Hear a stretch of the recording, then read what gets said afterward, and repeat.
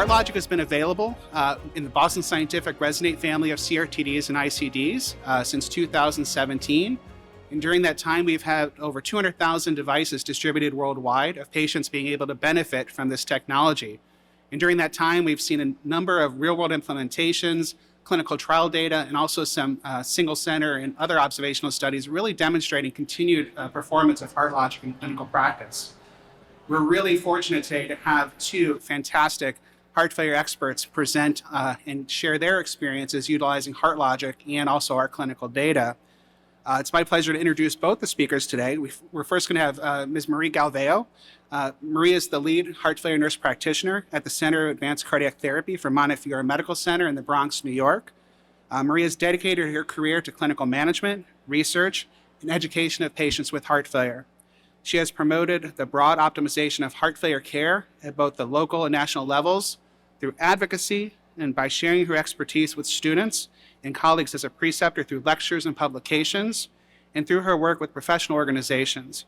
Marie has and continues to serve on numerous advisory boards and committees, and is a past president of the American Association of Heart Failure Nurses. We also have Dr. Marat Fudin, who is an advanced heart failure cardiologist and director of the Heart Failure Research Unit and Cardiac Monitoring Unit at Duke Health in Durham, North Carolina, of course. He completed medical school at the University of Dusseldorf in Germany, his Master of Health Science at Duke, residency at Vanderbilt, and advanced heart failure and transplant cardiology clinical research at Innovate MD, all at Duke University. He is actively involved in committees with ACC, AHA, and HFSA, and has published in many peer-reviewed journals and editorials. Marie is going to start us off discussing foundational clinical data and also recently published clinical trial data from phase 1 of the MANAGE-HF trial, followed by Dr. Fudim, who will discuss integration of HeartLogic into clinical practice. Both of our experts will also share their experience managing heart failure patients using HeartLogic, and then we'll have some time for Q&A. So please join me in welcoming Marie Galvao to the stage.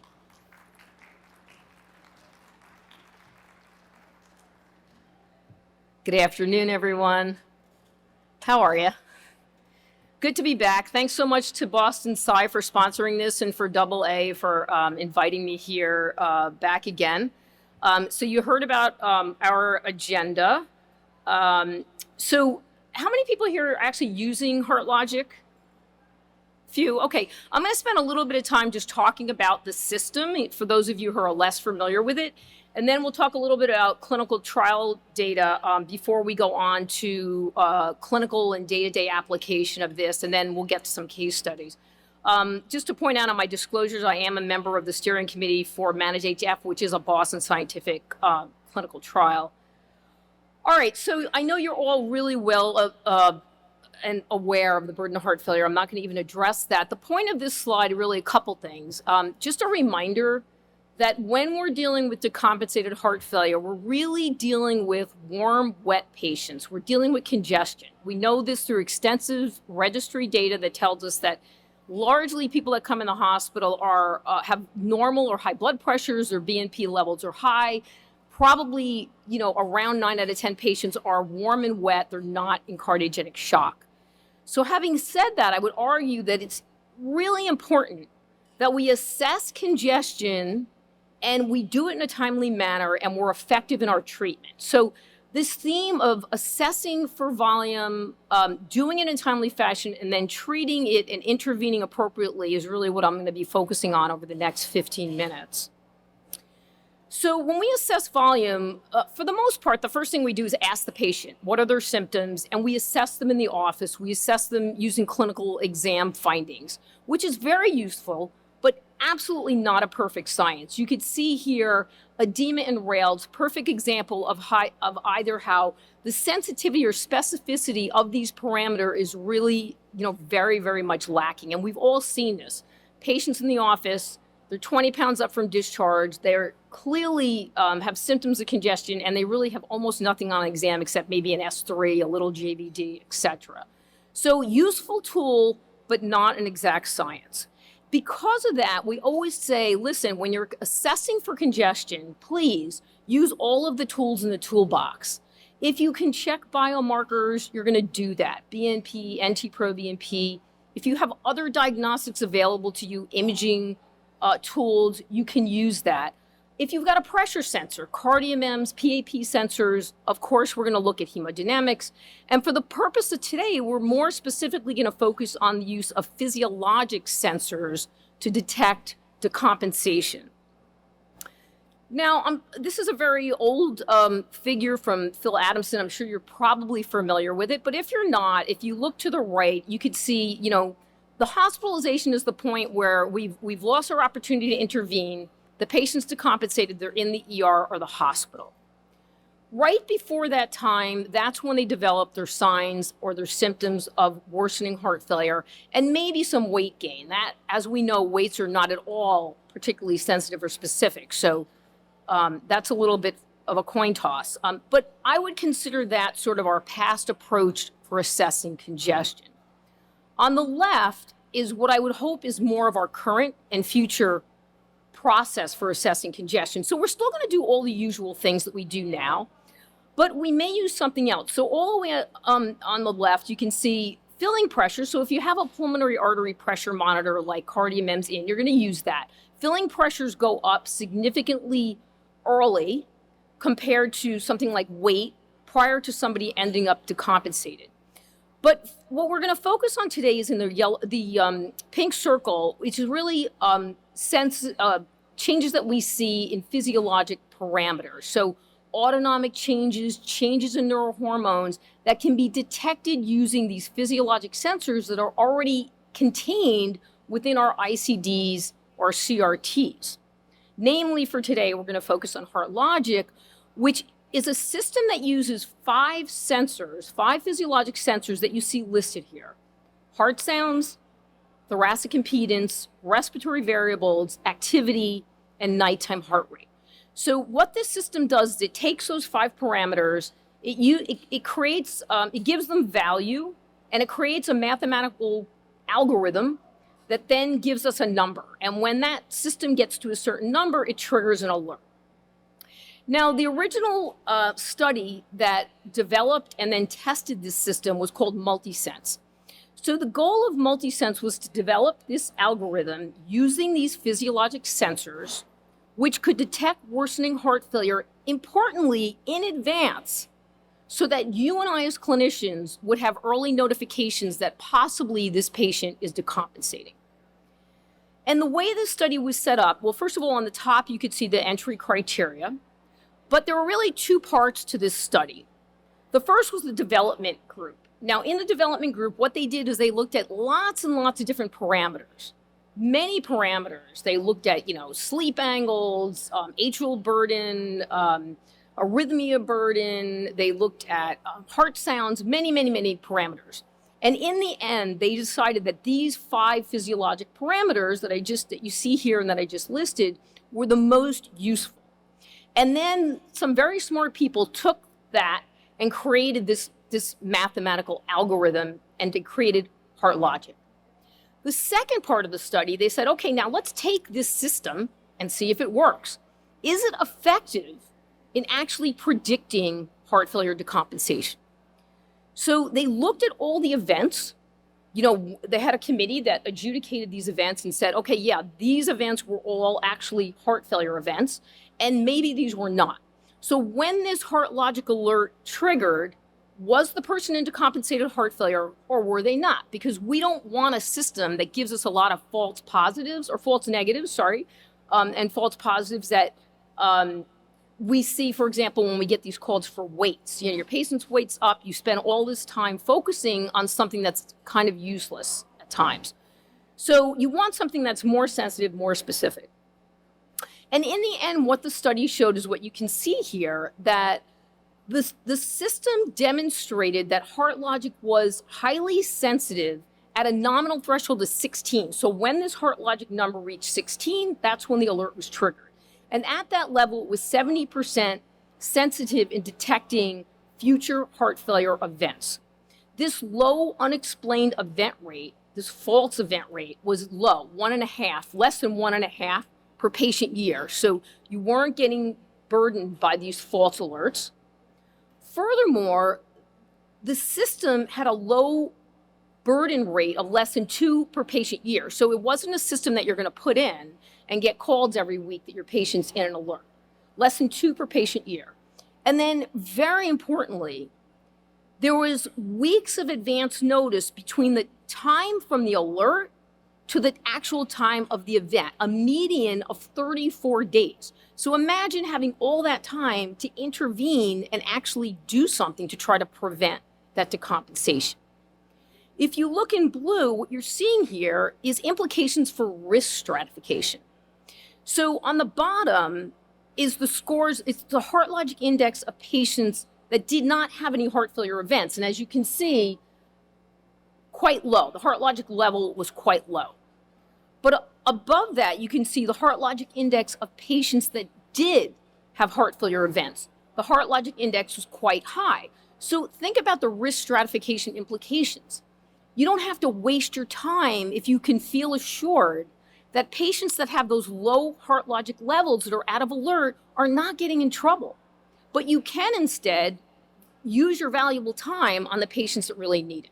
So the risk stratification implications, I think, were actually quite important.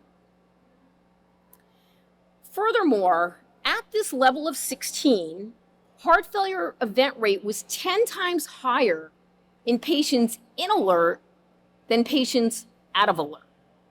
If you then couple that with a high NT-proBNP level of 1,000 or more, there was a 50-fold increase in the risk of a heart failure event. So the HeartLogic system was proven to be very effective at predicting heart failure events and well in advance. Now, this led us to the next study, which is MANAGE-HF1.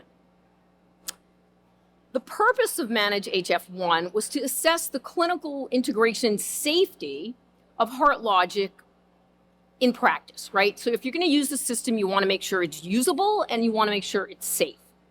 The inclusion criteria you can see here, the design, so MANAGE-HF1 was a pilot study, non-randomized prospective open label, just a couple of hundred patients. The system, as you can see here, contained the 5 sensors for HeartLogic. If you're not familiar with using this system, and you look in the middle here in the figure, just to orient you, if your patient's not in alert, the HeartLogic score is going to be in white that you see here. But if they go into alert, that's when they get into that gray shaded area. Okay, so during the study, HeartLogic was followed. If the patient went into an alert, each study site was required to then contact the patient and intervene. And I'm going to explain a little bit more about that. So we offered each site something called an alert management guide. In brief, you call the patient up, find out their signs, symptoms, make sure something else isn't going on. Do they sound like they have pneumonia or something else that's not heart failure, first and foremost? And then you'd assess their compliance, their adherence, did they stop their meds? If they were still on their meds, then there were recommendations on how to intervene with medication treatment, namely augmentation of diuretics or possibly vasodilators, or maybe switching to an ARNI, adding an SGLT2 inhibitor, etc. And some of the findings in this study, so we'll start in the upper left corner. So each of these bars represents a different site and their response in intervention to an alert. So the most common intervention was sites who augmented diuretics, and you can see that in the blue bars. Non-diuretic treatments are represented in yellow, and then a combination of both represented in green. So those were sort of the ways that these sites responded to HeartLogic alerts. Below that, what you can see is that the most aggressive the sites were in treating these alerts, the lower the heart failure event rate. In the middle, what this is showing us is that the more aggressive each site was with decongesting a patient that went into an alert, the faster they came out of that alert. In the upper right corner, you can see that the median NT-proBNP level significantly fell during the study. And then lastly, in the lower right bottom, you can see that the heart, well, I don't know how well you can see the writing, but what it's showing you is that the heart failure hospitalization rate during the study was 29% of the pre-study heart failure hospitalization rate. Now, I'm going to remind you all that this was a pilot, open label pilot, so you have to take this information for what it is. This was not a double-blind randomized trial. So for MANAGE-HF1 conclusions, the multi-sensor index and algorithm was safe. That's important because if we're going to start intervening 2 and 3 and 4 weeks before somebody presents completely decompensated, you need to know that that's safe, that it's safe to bump diuretics, etc. So it was safe. It was associated with lower BNP levels and lower hospital heart filiarization rates. I think I twisted that word around, but there was a trend towards lower event rates with more consistent interventions. Point being made, if you get an alert, you need to intervene. But there is a need to test the combination of clinical responses to those alerts. So if I'm going to tell you what to do when you get that alert, I need to better refine and be able to say to you, okay, change the diuretics first versus change other drugs first. What's the best way to advise you as a clinician on how to intervene? And then lastly, the results really just provide further evidence to evaluate the role of HeartLogic in routine heart failure remote management. Again, keeping in mind that you have to consider these results in the context of its observational design. And hopefully the next study is going to give us a little more information on this. So HeartLogic has proven to be effective in predicting worsening heart failure events. We saw that in the MultiSENSE trial. It can be safely implemented. We saw this in MANAGE-HF1. And the next question is, will HeartLogic prove to be effective in actually preventing heart failure events? And hopefully next study to come will have more information on that for you. So Dr. Fudim is now going to talk about the integration of HeartLogic into clinical care and workflow, and then we're going to move on to some case studies. Thank you.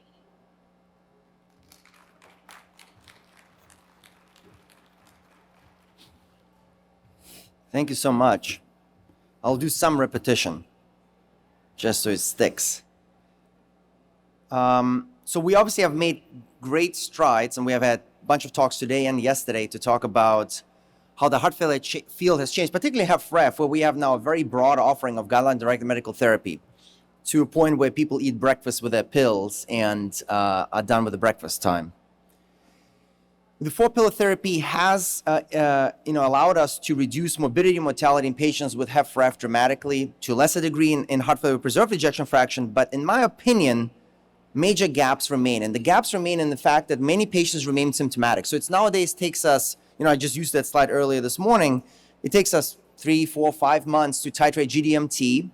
And this is an example of maybe from my own clinic. We titrated it up. We consider ICD-CRT, but then the majority of patients really still remain symptomatic with class 2, class 3 heart failure. At any given time point, those patients are at a very high risk to be readmitted, and that's a natural course of disease. That's why this arrow is really going down and not up. That's a natural trend of disease, and we're just sort of waiting for a hospitalization event to occur where everybody gets our attention all of a sudden. So they remain symptomatic, we watch them. They remain symptomatic, we watch them. And then we arrive at maybe the transplant of ad space, which affects really, really a small portion of the population at this time point. And there's a lot of attrition along the way. So I'd say 98, 95% of patients will not get that benefit. So, of course, the space is now augmented by device-based therapies. Some of that we talked about earlier today, like the interventional heart failure space. But we should not forget the space of remote monitoring. I do believe that remote monitoring offers us the ability to treat the patients better that are in symptomatic heart failure, that have residual congestion, and try to bring them back to make this arrow a little bit more horizontal, and maybe help us titrate guideline-directed medical therapy, as you pointed out earlier in the MANAGE-HF1 study. That was one of the early prompts: titrate Entresto, titrate beta blockers. So telehealth, of course, has been transformed big time through COVID, and personally, our heart failure remote monitoring clinic at my institution started during the COVID times, and as a matter of fact, HeartLogic was the first technology to be onboarded. Why? Because it's already in the devices that we're implanting, which makes about 40-50% of our population. And I think remote monitoring is here to stay, is not going to go. So the earlier you get on board with some form of remote monitoring, get exposure to it, I think the more beneficial it will be to you and your patients. The reality is that remote monitoring tools are like a restaurant menu. You have any little appetizer all the way to the crab at the end. I mean, it's a wide menu. You can go invasive, non-invasive, wearables. The limitations today is no longer in the technology, but really the limitation today is what we're going to do with the data, because data you don't act on is worthless to the patient and a waste to the system. And then who's going to act on the data? So it's one thing that you need to act, but who's going to be responsible for it? How do you share data? So I think those are the big unresolved problems we have today. So what makes a good remote monitoring solutions? Because those are the questions you have to ask yourself at individual sites. I think certain remote monitoring solutions are no-brainers. For example, Boston Scientific HeartLogic, it's already implanted in the patient for another indication. Not using it is probably would be a waste because it's already there. You don't have to implant anything like, for example, a CardioMEMS device. Having said that, you would want to have a device that allows to be sensitive. You want to be timely. You don't want to be alerted in the last week of preceding a heart failure hospitalization. You might not be able to do anything. That train has left the station. You want to have something that's specific to heart failure and avoids false positive. It's great to be alerted every time the heart rate went up. But then, the next time your football team loses, you get an alert. That's not something you want to do. You want to be alerted only when it's specific. I'm a soccer fan, so I would get alerts a lot. My team has not been doing well this year. You want to have, ideally, I would argue, multi-sensor technology. And the reason a multi-sensor technology might be better than a single sensor technology, like a heart rate or volumetric maybe, is that you might actually account for the fact that heart failure is a multi-system disease. It's not a single parameter that goes off the haywire. By the way, CardioMEMS is very, very good. Don't get me wrong. That pressure will invariably go up when heart failure is impending. But guess what? The delta increase is very, very small. But on a multi-system approach, you note that the heart rate goes up a little bit, the respiratory rate goes up, and now it potentiates itself. And I think it speaks a little bit to this approach that MultiSense, for example, takes. And then it needs to be, most importantly, it needs to be easily digestible. There's no point to have a metric that you don't understand, that you cannot interpret, and then cannot communicate it back to your partners and or your patient. And last but not least, it needs to be actionable. If it's not actionable and that data point means nothing to you, then, for example, respiratory rate is high. Well, I cannot give you something that suppresses the respiratory rate. That wouldn't be the action to be taken. So it needs to be something you can act upon. And I'm not saying that we have those solutions, but that's ideal. So 5 sensors, those 5 sensors in HeartLogic were carefully assembled. And what they do is S1, S3 are heart sounds, like we would listen to the stethoscope. But here, they're really the electrical version of a heart sound. And they really represent systolic and diastolic dysfunction. When those things go abnormal, elevated in the score, I think of it as an elevated filling pressure. Think of it as the wedge pressure is up when those two things go aberrant. Respiratory rate, well, that makes sense. The thoracic impedance is how much water you accumulate on the lungs, can to lead. And then activity level. Each of those individual parameters has been associated with worse outcomes. You can take each of those individual parameters out and follow patients. They go bad, something's going to happen to the patient. It's not just hospitalizations, actually mortality has been associated with each of those things. This is not fare well for me because I don't have much activity level. All right, cross comparison of technologies. Again, I keep bringing CardioMEMS because I do CardioMEMS implantations. We follow those patients. So how do technologies compare each other? And I always warn people to be careful with cross comparisons. CardioMEMS was developed to measure pressures. MultiSense was developed to measure multi-parameter approach to alert of an impending hospitalization. CardioMEMS was not developed to alert ahead of impending compensation. This is not what it was developed as. So is it surprising that they correlate but not strongly? Here, the bar graph on the right, you see that on the right side, alert status is up. So HeartLogic is yes, 1 is positive.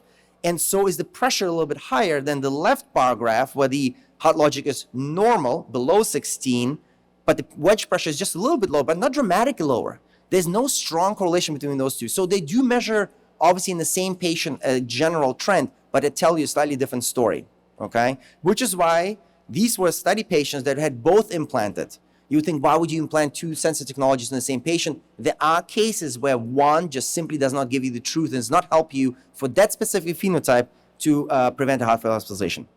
So I'm just going to walk you through one of those reports before we go into individual cases. So this is Steph Barnes in the audience. I regret this because usually I would say this is the reason we don't transplant unmarried men in my institution. I hope this is not recorded.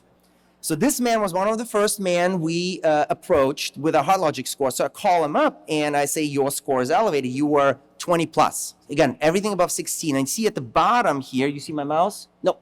At the bottom are the vertical brown, these individual, those individual bars are, the more black they get, the more you get in this individual sensor as a score. You see what is driving the score. All right.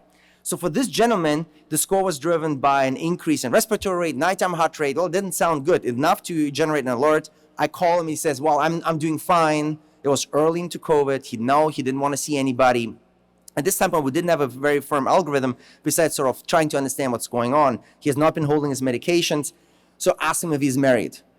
Learned something from Steph Barnes. He was married, so asked to talk to his wife. He's a little bit reluctant. We talked to his wife, and she said, oh yeah, he's sitting on the couch. He's short of breath. He's swelling.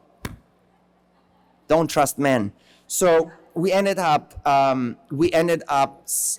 seen by one of my partners, and he sees him. He's in acute heart failure, catheterization a week later, is in shock, balloon pump, transplanted within 3 months of the initial alert. So that one got the attention of our heart failure group.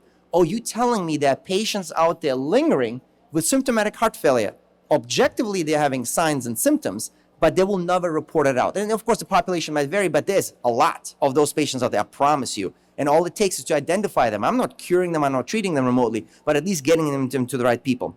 If you go down in the report, you get a lot of the metrics that the EP reports get as well. You actually have heart rhythm and the burden of atrial fibrillation and atrial tachycardia and pacing burden on this report. This is relevant because it allows you, if you have the interest to scroll down on this report, because there's a lot of data, you only have to focus on the score and individual bars. You are the more curious type, you go scroll down and look at individual sensor data. Why? Because it might tell you about the physiology of decompensation. And I will show you cases where that will make sense what I'm talking about. So we have developed an algorithm where our nurse, if the patient is in alert status to the right, we contact the patient, we identify what has been happening. In 50, 60% of the cases, non-compliance with medication intake, they have not been taking the medication, and they have been on vacation out in Orlando, and they forgot the CPAP machine, and they didn't comply with the diet. Guess what? All it takes in that setting is to tell them be compliant. That's the action. And that patients love it because they get biofeedback. Very little time do you call somebody by surprise and know what's going on. And they're actually thankful for this. At this time point, often, guess what? They're asymptomatic. This technology is so sensitive, you cannot call a patient and say, are you short of breath and you have swelling? They will say no. And then you will sound like an idiot because you try to tell them something they don't have. So you have to explain to them that you are measuring objective metrics. They don't lie. You are well ahead of what they might be feeling symptomatically. So, and then patients will understand that you might be just ahead of the game here. If no intervention can be done by simply resuming their diets and their normal medication regimen, we ask them to blindly up-titrate the diuretics. Take another 2 days of extra torsemide. Then we operate on a 1-week cycle.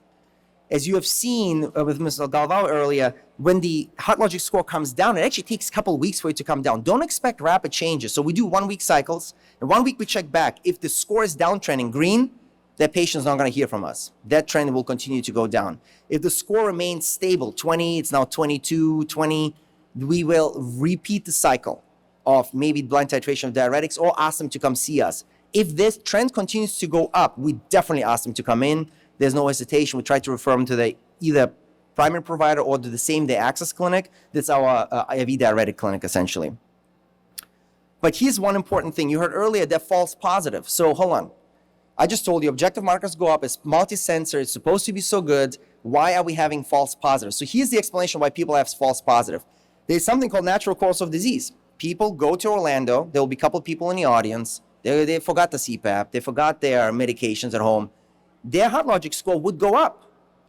They would alert. But when they resume and autocorrect whatever is going on, that score will go down within the same week or maybe 2 weeks. So what we have developed, painfully we learned that process because we had a couple of experiences where we are very bullish. That's a decompensation.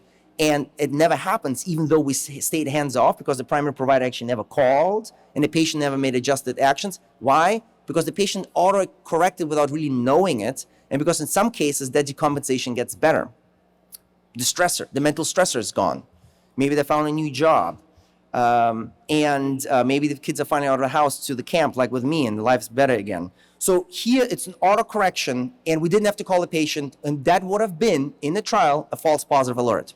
So yes, it sounds false positive, sounds bad, but I take it. I'd rather have a natural auto-correction and not be too worked up. That's why we wait 1 week before we call them. So this is what the screen looks like. I shot it 1 week before making these slides, and this is our clinic. We have 517 patients with this algorithm at any given time point that are monitored. That sounds like a lot of work. My nurse was not happy when I told her about it, that it's going to be on your work burden. But, big but, is that only 51 of them are the ones that we need to review, because the majority are not in alert status. The majority do not need our attention. Go ahead, bill for them, make the a revenue of $30, $40 every month for them. That good for you. They cost you zero time to review because their score is below 16. But it's the 51 that we need to watch. And guess what? That's great, because they're the ones that are high yield. They're the ones that need our attention. So those 51, really of them, only 35 or so are actually having something real going on. So I mean, really, of the 520 patients that we have followed, we maybe send 20 emails and make additional 10 calls to find out what's going on. So the burden of work at a busy HeartLogic clinic as ours is not that high. So it's a half a day work for my nurse. So use case scenarios. So we'll talk through some of those cases, sort of intro into the cases. Well, we use it as a red flag. Okay, you got to act. Something bad is going on. The other way is to think of it as titration therapy. We have patients where we know they're in trouble. We titrate the medications. I would like to see them every week. I don't have slots every week. But we look at the objective sensor data, heart rate, activity level, respiratory rate, fluid on the lungs. If all of those parameters look better or stable, I'm happy to continue titrating drugs. With that one quick look, my nurse is the one that does the remote monitoring clinic. She looks and titrates and can avoid herself the call to ask about that heart rate and blood pressure from the patient. Those sensor data are probably just as good, if not better. And then last but not least is we do a lot of post-discharge monitoring. Patient got discharged. They have a long tail of congestion coming down. We watch them to make sure that that tail doesn't go up. That's an early detection. Guess what? Those are the highest risk patients. An extra look every other week to make sure that they're staying out of trouble is worth it. I guess we are up to the presentations. Thank you.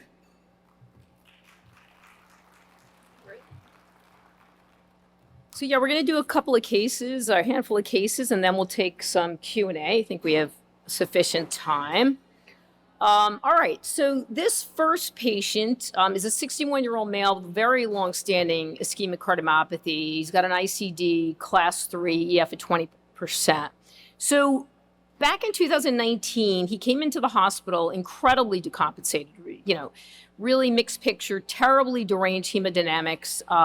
He was tuned up, and we decided that he really needed to be evaluated for advanced therapies. Well, literally over a year or two, we never were able to get his evaluation complete. A little bit of a quirky guy, very nice guy, seems to be on the ball, but clearly in and of itself did not want to complete and go through the process of evaluation, although he never really was willing to articulate that.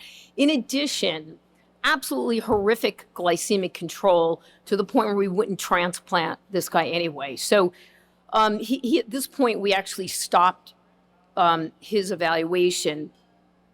He had a history of recurrent acute decompensated heart failure admissions until actually we started to remotely monitor him using HeartLogic and these physiologic parameters. And he's actually had no heart failure decompensations or no heart failure hospitalizations since that time.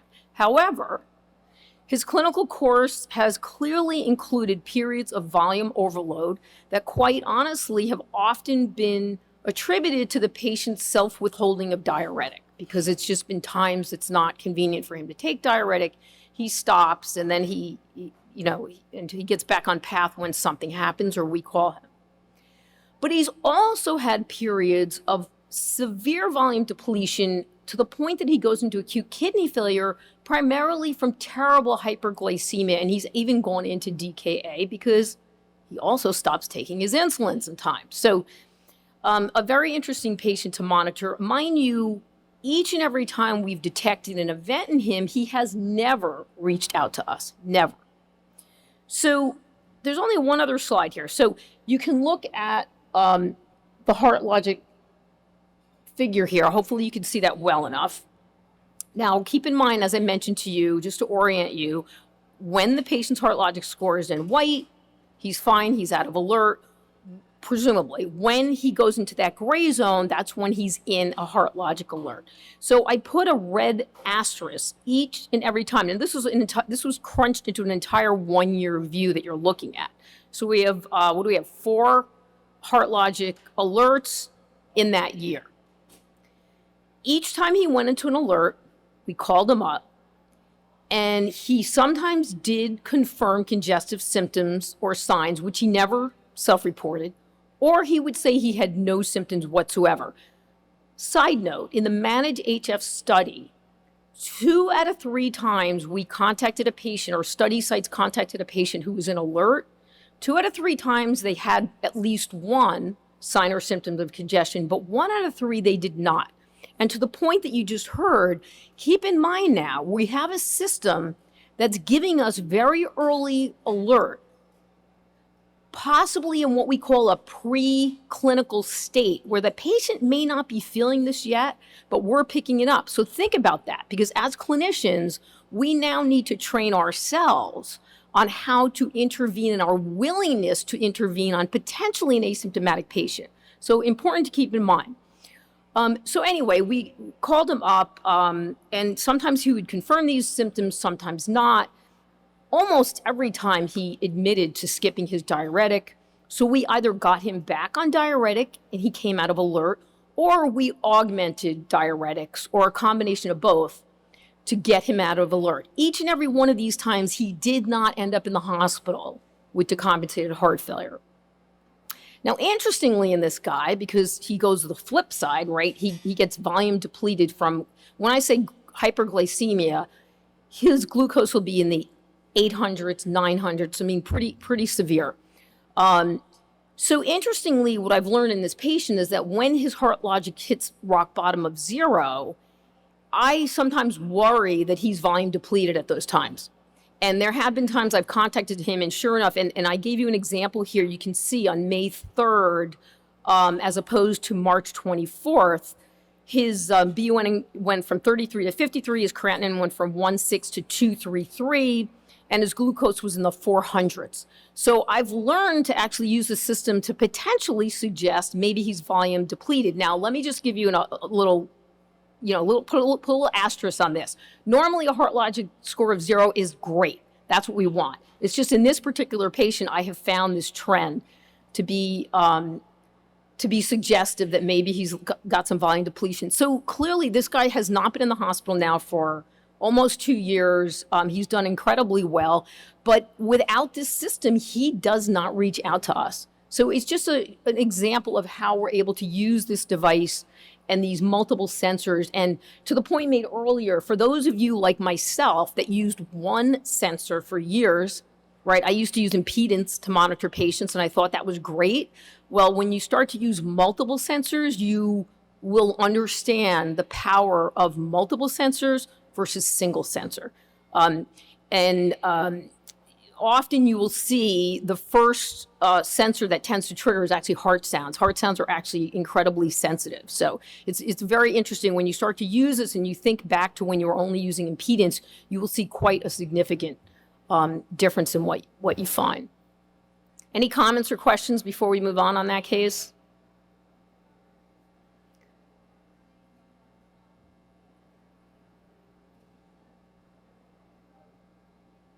Well, keep in mind, this is remote, right? May or may not. So the sensor has been studied against our ability here. It's much more sensitive, much more sensitive. I mean, look, when you think about other studies that have been done, right? So S3 usually is a high indicator of congestion, but there's so much clinician to clinician variability in our ability to pick that up that we can't rely so well on ourselves, but S3 is strong, yeah. But you will see heart sounds to be an early trigger. And many times it's, I'm not seeing impedance moving yet. And then I think to myself, wow, all those times I'm like chasing or not chasing impedance in years past, how, reliable was that? I mean, more reliable than weights, we know that, right, from the FAST trial, but anyway. But yeah. Sometimes our ears weren't so great. And the patient's not in front of us, right? This is remote. All right, I'm just going to quickly go through one other patient. And I'm only going to make a quick point on this because I don't want to take up any more time. In a nutshell, this is a patient who actually completely improved her EF. We are actually not her primary providers. No decompensations whatsoever. And out of the blue in December, she goes into a HeartLogic alert. And you can see here, her heart sounds triggered it, and her nighttime heart rate triggered it. I don't know if you could see the bars, how well you could see that. But so long story short, I contacted her. She had no signs, symptoms whatsoever. And then to Dr. Fudim's point, these are 5 sensors, but if you keep toggling down in that report, you could see multiple sensors. And I strongly encourage you always look at those sensors to find out, you want to understand why this patient went into heart failure. Did they go into AF? That's not in these 5 sensors. You got to toggle down lower for that. In this woman's case, you can see on the bottom, hopefully, she completely lost LV pacing 2 to 3 weeks before she went into an alert.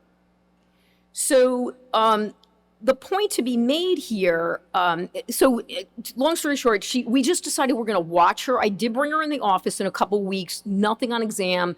BNP level is fine. She was fine. We got an echo 2-3 months later, totally normal EF.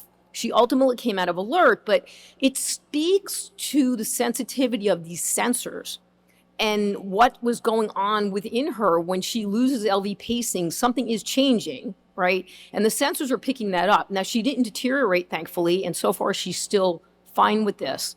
But it's just speaking to physiologically what is going on and how these devices are picking this up.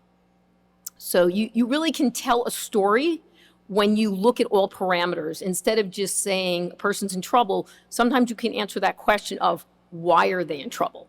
And when you're looking at these multiple sensors, to the point made earlier, versus just pulmonary artery pressures, this is one of the things that's a little bit different, is you get to tell a little bit more of that story.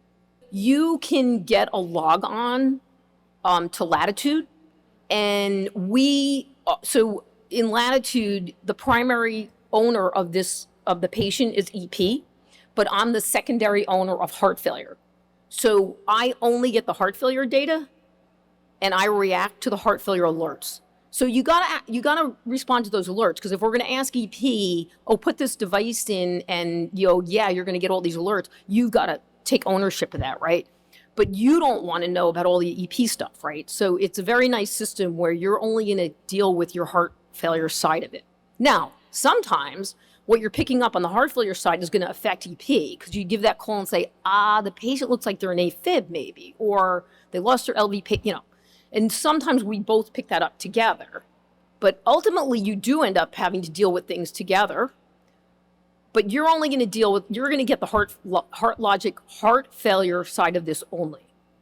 To that question, I'm a firm believer that we need to own HeartLogic for ourselves, which in most cases, really heart failure is taking over.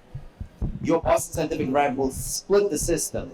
EP gets their share, you get your equal share, but for HeartLogic, same patient, same panel, but you're looking at the heart failure diagnostics. Because if you leave it up to most electrophysiologists, they will not follow this. They're doing Q3 months monitoring and billing. And when the patient got shocked, they'll maybe alert you about it, but the HeartLogic is not on the forefront of the mind. So actually, I'll go and do this case, because this is a case, the intersection. So, because you split those two systems from each other, does not mean that they can't be crosstalked within heart failure AP. As a matter of fact, we're becoming a lot more efficient. So this was a patient, went to alert status here on the left side. That turned out to be an AFib event, got hospitalized, got cardioverted for an EP event, for an AFib event, and we saw that. We didn't catch it early. He went actually relatively quickly into it. If you see at the bottom, that's the burden of AFib. He was in HeartLogic Alert status a little bit before that, which shows you how congestion is driving the AFib decompensation, and AFib then triggered him to go to the emergency room. So he went to the emergency room once he had the AFib, that then led to an elevation of heart rate. All right, so we missed that one. It wasn't us. He went home, his cardioverter is in sinus rhythm. Then next time that happened at home, he did not go into the emergency room. We set him up for an AFib ablation, and then he essentially went from there on. It took him quite a while to get into to get the ablation done, but at this time when we do new, you're short of breath because in AFib, guess what? Was not caught by the EPs, because their system does not alert when somebody goes into AFib. That's not what the system is set out to do. But from a HeartLogic standpoint, because it's so sensitive, simply the trigger of heart rate elevation would have been enough. But here, look at all the other sensors, those horizontal bars, they're all enough. When you're in AFib, everything goes to hell. So all of those sensors go up and you're in HeartLogic alert status. So I'll go back to this case. This is one of my patients. He's a Vietnam War veteran, and he ended up being hospitalized. So this is an event where we He got hospitalized. After I saw him in the clinic, he needed IV diuretics. I couldn't keep him out at home. So he gets hospitalized, but I'm showing this case all the way to the right, he's 0. So that dial of a 0 in white is all the way to the right. He's already discharged at home. So here that we use this case to see he gets discharged and he has this long tail where he gets below the gray zone to the white zone. And we watch this man to see when he starts going up, we're going to get him into clinic now earlier for IV diuretics to try to rescue him so you prevent a heart failure hospitalization. He was living very far away and was not interested. That second event, we were able to do exactly that. He actually, despite this now going a lot worse, we were getting him into clinic earlier, started him IV diuretics, regular infusions. He ended up going on palliative care. But guess what? We watched this man on palliative inotropes, chronic IV administration every few weeks, but we didn't have to bother him and send him into the hospital. He really wanted to stay at home as much as he can. So that allowed us to be doing exactly that with the HeartLogic Alert. He had actually a couple more spikes thereafter. So again, it's a tool that allows us home management, appropriate calling in into the office. This is another case that I was referring to, the weaning and management of diuretics and other medications. So this man was hospitalized, started on inotropes to the left. He was on inotropic medication, gets discharged, comes slowly down. I was weaning this man off his inotropes and titrating GDMT, but I only saw him 3-4 times in clinic in a 12-month period.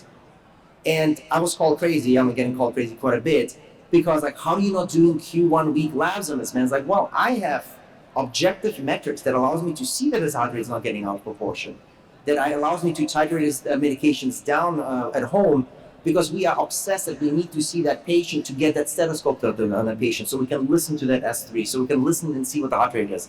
That's what the objective values do. I argue you can titrate medications. We wean them off inotropes and set them on GDMT slowly back, and all of that was supported by remote monitoring. Could it have been done over a longer time frame through clinic visits? Absolutely. That's how we do it. But that allowed me just to augment it a little bit more and watch them. The reverse is true. You can, give you a lot of scary scenarios. Stuff is going to happen. Be on the alert. This is a patient who called us early into COVID times and was all panicky because he had chest pain, young man with LVADs. So he was not really excited to come to the clinic, drive 3 hours, sort of the average drive time to see me in clinic. I said, well, let me look at your HeartLogic score. Guess what? Was normal. Man, I have a hard time telling that somebody's alert status, we heard earlier, if you have otherwise normal biomarkers and you're not alert status, the chances that you're going to be hospitalized are very, very, very, very small. So in this case, we actually said, let's triage you at home. Let's keep you at home. Let's keep watching you. Guess what? It probably turned out to be a panic attack in retrospect, but this man was fine. He didn't have to come see us. He didn't get hospitalized. I gave you a 12-month trip to show that he never had any further decompensation because he stayed all in the white zone. So you can use it to reassure patient when they call you with certain complaints. Listen, if they're calling in the same short of breath, don't tell them to sit home. That might be because they're getting pneumonia, but it's certainly not causing the heart rate to go up, the respiratory rate to go up, they don't have any fluid or water, etc., etc. Maybe they have a UTI, I don't know, but it's not in this box. Sorry, can't help you. But it's good because they don't waste time coming to me, right? And to make things even more interesting, COVID also taught us the lesson that, you can pick up on stuff that you really didn't want to pick up to begin with. And that's COVID. So we had a couple patients who ended up writing those cases where the single sensor that went up and triggered HeartLogic was respiratory rate. And we don't see that. It's a multi-syndrome disease, and a multi-sensor technology will ring in all sensors. If one sensor only goes up, the only two things we see happen. It's usually only heart rate because it's purely VT, low slow VT, or purely AFib. Easy to pick up. You just scroll down, it's AFib, it's VT. If it's not, we simply see that often with respiratory rate, and there we suspect it's COVID, and we had a couple of cases that taught us that. This lady went into an HeartLogic Alert status. He was crossing into 21, and the only one that was elevated was respiratory rate, ended up being febrile, tested for COVID, hospitalized for COVID, treated for COVID. So now we were on alert, and then another young woman with non-ischemic cardiomyopathy had the same thing. Here we prompted her, why don't you go and test yourself for COVID? And she was COVID, despite not being even that symptomatic. So I think you can pick up on those things. Those are not necessarily bad things, but once you have the power of remote monitoring in your hands, you will pick up on things that will help you direct the patients in different specialties. And in most cases, the people we communicate with is EP, beyond our own partners in heart failure, but sometimes we send them to the ER for something totally unrelated. That is all I got. Any questions? Yes?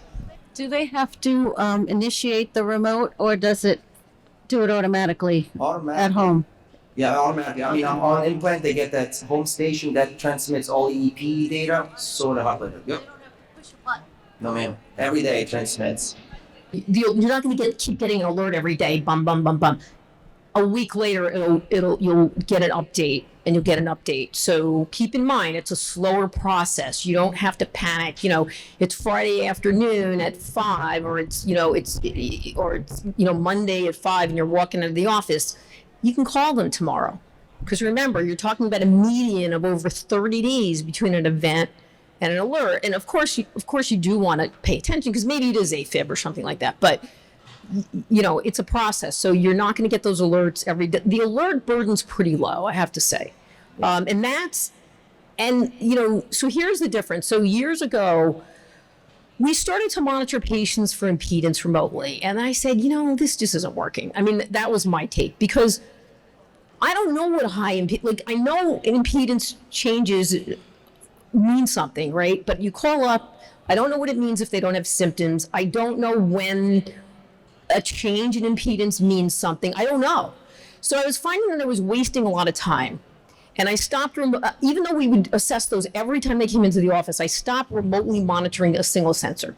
With this system, I remember that box that figure that's showing you if you risk stratify these patients. If I do not look at this, if they're not an alert, because I feel so strongly assured that they're not in trouble. So I'm not wasting my time on those patients. But if they are an alert, you do have to pay attention. You have to intervene. So the nice thing about this is you're not, as opposed to trying to monitor a single sensor, is you have to have confidence in that alert system, and you have to have the confidence to intervene if they're probably congested, instead of just waiting and looking. And usually you dig long. You know what it's like. You call a patient, you dig around, you find something. Thank you. Any other questions?